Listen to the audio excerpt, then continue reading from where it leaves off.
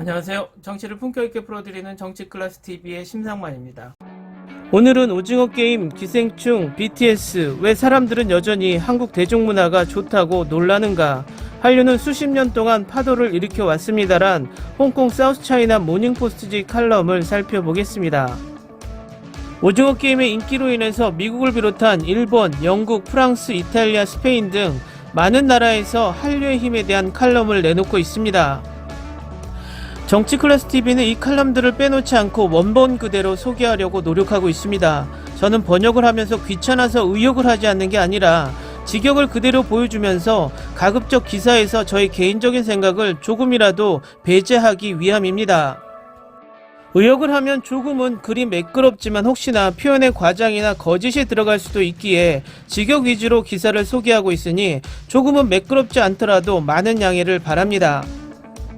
사적인 이야기지만 정치클래스TV는 인터넷 포털 객원 작가로도 활동했던 경험이 있을 만큼 의욕 또한 잘한다는 것을 상기시켜 드립니다.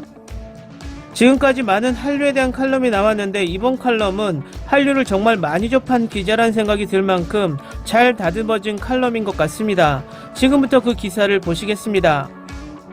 여러분은 지금 오징어 게임에 대해 들어본 적이 있을 것입니다. 비록 여러분이 오징어 게임을 보지 않았더라도 치명적인 게임으로 가장한 사회 비평을 다룬 한국 시리즈가 넷플릭스의 가장 인기 있는 드라마가 되기 위해 궤도에 올랐습니다. 오징어 게임의 성공은 그 자체로 충격적인 현상이지만 9월 29일자 뉴욕타임즈 기사에서 트위터를 크게 떠들썩하게 만들었던 것처럼 한국 대중문화 콘텐츠가 좋다는 사실은 여전히 어떻게 갑자기 생겨났는지에 대해 경탄하는 사람들을 놀라게 하고 있습니다. 이 시점에서 그것은 거의 방정식입니다. 한국의 미디어 단체가 영어 시장에서 히트를 치고 소셜미디어 전반에 걸쳐 대화를 촉발하며 한국이 이렇게 떠들썩한 제품을 만들었다는 사실에 놀라움을 금치 못합니다. 그것이 BTS의 또 다른 성공이든 아니면 봉준호 감독의 오스카를 지배한 영화 기생충이든 아니면 또 다른 한국 드라마이든 지난 몇 년은 한국 연예계가 훌륭하다는 것에 충격을 받았다는 것을 반복하고 있습니다. 한편 오랜 한류 팬들은 기본적으로 이 시점에서 어깨를 으쓱하는 이모티콘입니다. 어떻게 아직도 놀라세요라고 그들은 말합니다. 한국 연예계는 지금 단지 한순간만을 가지고 있는 것이 아니라 오랫동안 국제적으로 지배해 왔습니다. 한류로 알려진 그것의 세계적인 인기는 90년대 이후 쇠퇴하고 흘러갔고 겨울연가 대장금 같은 2000년대 초반 히트 드라마로 본격적으로 시작되었고 이후 몇 년 동안 한국 드라마, 한국 가요는 아시아뿐만 아니라 중동과 라틴 아메리카와 같은 지역에서 한국 드라마가 현지 방송국에서 방송되기도 하는 많은 관객들에게 사랑받게 되었습니다.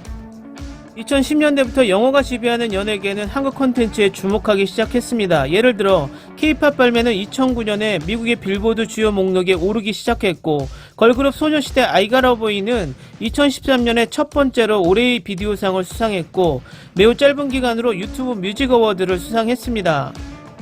미국에 기반을 둔 비디오 스트리밍 플랫폼인 드림포에버는 한국 텔레비전 드라마와 다른 아시아 텔레비전 드라마를 전세계 시청자들에게 제공하기 위해 2010년에 훌루와 계약을 맺었고 2016년에 위너브라더스에 의해 인수되었고 2018년에 문을 닫았습니다. 오늘날 넷플릭스는 한국 텔레비전 드라마의 주요 공급자이자 제작자이며 디지털 플랫폼과 기본 TV를 넘어 복면가왕과 너의 목소리가 보여와 같은 히트 시리즈가 미국에서 리메이크되는 것을 보았습니다. 한국 영화들 또한 국제적으로 널리 알려졌는데 2013년에 봉준호 감독은 크리스 에반슨의 주연에 대부분 영어로 된 그의 영화 설국열차를 개봉했고 반면 조시 브롤린과 사무엘 잭슨은 스파이크 리 감독의 올드보이를 제작했는데 그 자체는 박찬욱 감독의 2003년 히트작인 올드보이를 리메이크한 것입니다. 2016년에 부산행과 같은 다른 인기 있는 한국 영화들 또한 할리우드 단체들에게 리메이크 영화를 팔기 위한 판권을 가지고 있습니다. 심지어 마블 시네마틱 유니버스도 한국 엔터테인먼트의 인기를 주목했습니다. 예를 들어 MCU의 2021년 영화 이터널스에는 부산행의 스타 중에 한 명인 한국계 미국인 배우 마동석이 출연합니다. BTS와 블랙핑크와 같은 K-POP 가수들은 수년간 오디오와 비디오 스트리밍 플랫폼에서 최고로 군림해왔고 K-POP 가수들은 이제 가장 수요가 많은 음악 협력자이자 소셜미디어 인플루언서들 중 일부가 되었습니다.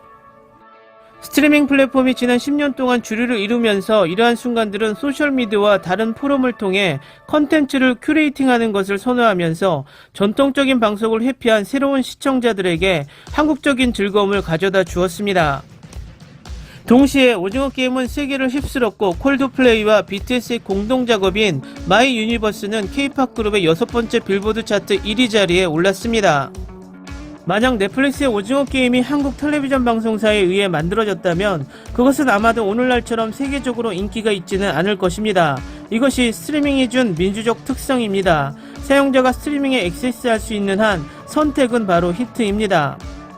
그러나 그것이 접근 가능하다고 해서 한국 콘텐츠가 장벽이나 외국인 혐오증에 직면하지 않았다는 것을 의미하지는 않습니다.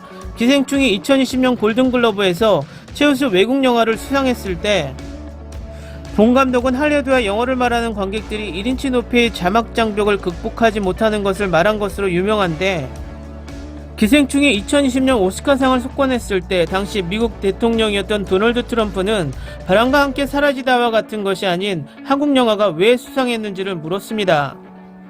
비슷하게 BTS는 또한 인종차별과 반아시아적 혐오에 직면하는 것에 대해 공개적으로 논의했습니다. 우리는 아시아인으로서 차별에 직면했던 순간들을 기억합니다라고 그들은 성명까지 냈습니다. 우리는 이유 없는 폭언을 견뎌왔고 우리의 모습 때문에 조롱을 받았다. 우리는 심지어 왜 아시아인들이 영어로 말하는지에 대해 질문도 받았다. 그런 이유로 증오와 폭력의 대상이 되는 고통을 말로 표현할 수 없다고 말했습니다. 혐오와 경멸에도 불구하고 한국 콘텐츠를 즐기는 사람들의 수가 증가하고 있습니다. 요즘 한국에서 가장 큰 성공은 전 세계적으로 관객들에게 반향을 불러일으킨 것입니다. 가장 인기 있는 한국 영화, TV 시리즈, 음악은 사회문화 문제에 대해 그들의 견해로 사랑을 받고 있으며 보편적이고 시기적절하며 예술적으로 매력적입니다.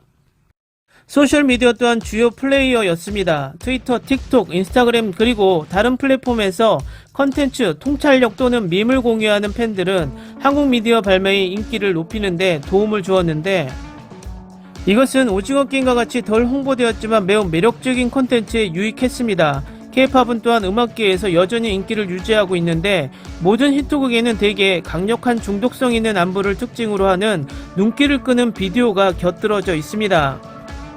한국의 미디어 콘텐츠가 여러분의 개인적인 취향은 아닐지 모르지만 서울에 기반을 둔 연예산업에 영향을 부인하기는 어렵습니다.